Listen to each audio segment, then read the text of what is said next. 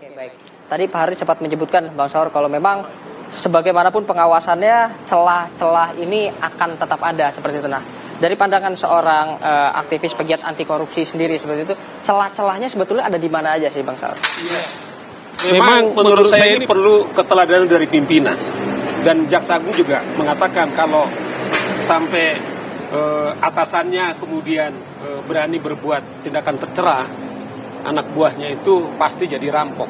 Nah, oleh karena itu saya kira dengan keteladanan pimpinan Mas Dohan, dia akan kuat secara moral untuk menegur, dan itu adalah role model.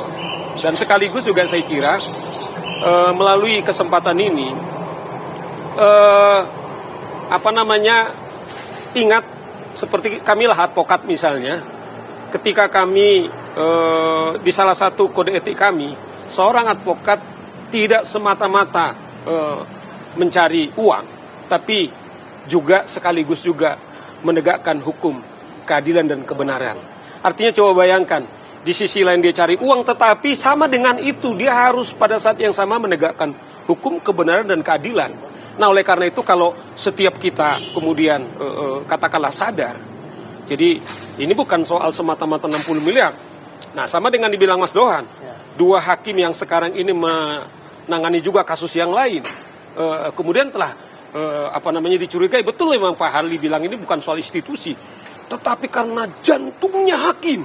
Itu yang kita bilang, kita bisa rusak semuanya Mas Dohan, tetapi ketika seorang hakim, karena dia adalah wasit yang menimbang demi keadilan, kemudian rusak, saya kira katakanlah pandangan orang yang kemudian ada pesimisme itu sangat wajar. Namun saya setuju, nggak boleh kita. Kemudian juga kalaupun kadang-kadang saya, Pak Saur itu keras sekali, saya sayang. Karena apa yang saya katakan ini juga kepada diri saya sendiri dan anak-anak saya sendiri.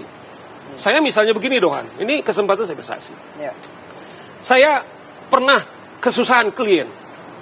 Ya, anak saya sudah tertunda bayar uang sekolah. Ya, udah tertunda. Nggak tanggung-tanggung 6 bulan. Tiba-tiba ada kasus korupsi. Ya, saya bukan untuk disuruh korupsi. Cuman saya mengatakan karena dari awal saya setelah declare untuk aktivis anti korupsi, saya bilang, Mah, bagaimana kalau sementara kita cas dulu ini untuk jadi tabungan kita? Apa dikatakan istri saya? Sekian puluh tahun saya papah katanya, cuman segini rupanya harga.